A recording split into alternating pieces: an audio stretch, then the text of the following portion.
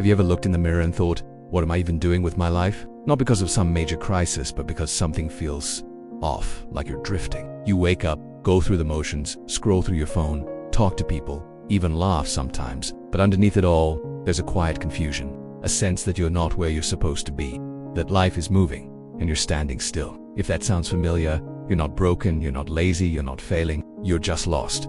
And here's the truth: feeling lost isn't a problem. It's a signal, a message that something inside you is ready for change. But if you ignore that feeling, it can grow. It turns into anxiety, restlessness, overthinking. You start questioning your past, doubting your future, comparing yourself to everyone around you. You feel behind, even though you're not sure what race you're running in the first place. So why does this happen? Why do we feel lost, even when everything looks fine on the outside? The answer starts with one uncomfortable realization: most people never stop to define what a meaningful life actually means to them. They chase what society told them to chase: go to school, get a job, make money, find a partner, buy things, post about it, repeat. But at some point, that checklist starts to feel empty.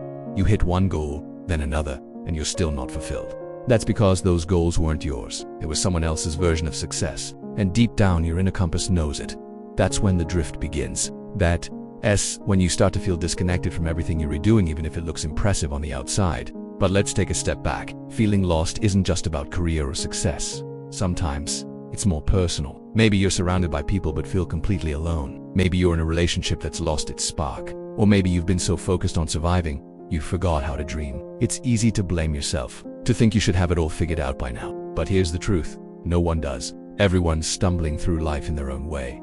Some just wear better masks. So, how do you fix it? How do you go from feeling lost to feeling alive again? It starts with permission. Giving yourself permission to pause, to step back from the noise, because clarity doesn't scream, it whispers, and most of us are too distracted to hear it. When was the last time you were truly still? No phone, no TV, no music, just you and your thoughts. It sounds simple, but it's rare. Most people avoid stillness because it's uncomfortable. It forces you to confront questions you've been running from. But in that discomfort is exactly where the answers live. The first step to finding direction isn't doing more, it's listening more. Start by asking yourself some real questions. Not surface level ones, but the kind that dig deeper. Questions like, what moments in my life have made me feel most alive? If money didn't matter, how would I spend my days? What kind of person do I want to become?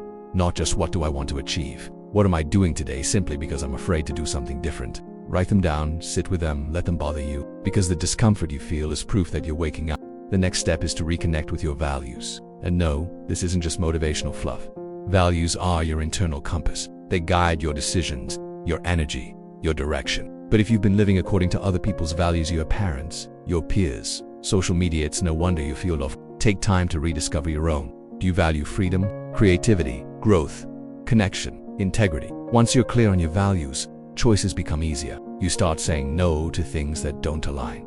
And that no is powerful, because every no to something that drains you is a yes to something that builds you. Now, let's talk action, because reflection without action is just daydreaming. Start small. If you feel lost, don't try to rebuild your whole life in a weekend. That leads to burnout and frustration. Instead, aim to make one aligned move each day. One small step that brings you closer to what matters. Maybe it's signing up for a class you've been putting off, reaching out to a mentor, waking up earlier to write, taking a walk without your phone, setting a boundary, quitting something that no longer fits. These might seem small, but small steps build momentum. And momentum is what gets you unstuck. Don't wait for motivation to strike. Motivation comes after action, not before.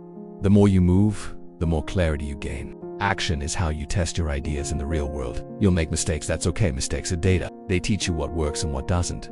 Another important piece is environment. Who you surround yourself with matters. If you're constantly around people who complain, settle, and numb themselves, guess what you'll start to do? On the flip side, when you surround yourself with people who are curious, growing, and honest, you start to evolve too. So ask yourself, who in my life supports my growth? Who drains it? You don't need to cut everyone off, but you do need to protect your energy.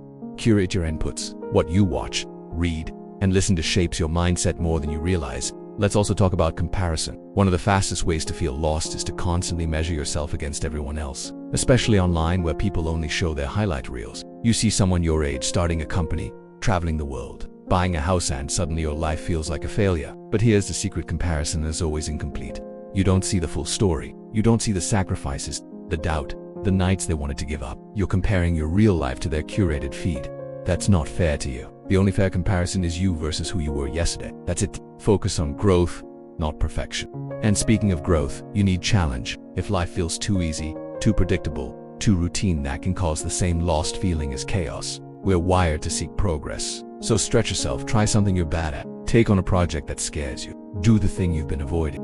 You don't need to have it all figured out. You just need to be becoming. Growth creates meaning. Stagnation kills it. And finally, be patient with yourself. You won't fix everything overnight.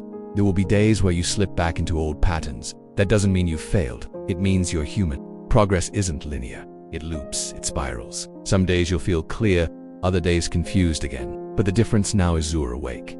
You're not sleepwalking through life. You're paying attention. And that alone puts you ahead of most people. So if you're feeling lost, take heart. That feeling isn't a curse. It's a compass. It means you're ready for more. Ready to stop settling. Ready to write a story that actually feels like yours. And the good news is, the path forward doesn't begin with knowing exactly where you're going. It begins with a decision to no longer stay where you are. You don't need the perfect plan. You need courage. You need honesty. And you need consistency. Bit by bit, day by day, you find your way forward. Not by rushing, not by faking it, but by listening, reflecting, and acting. This is how you go from lost to found. Because the map was never out there. It's been inside you all along.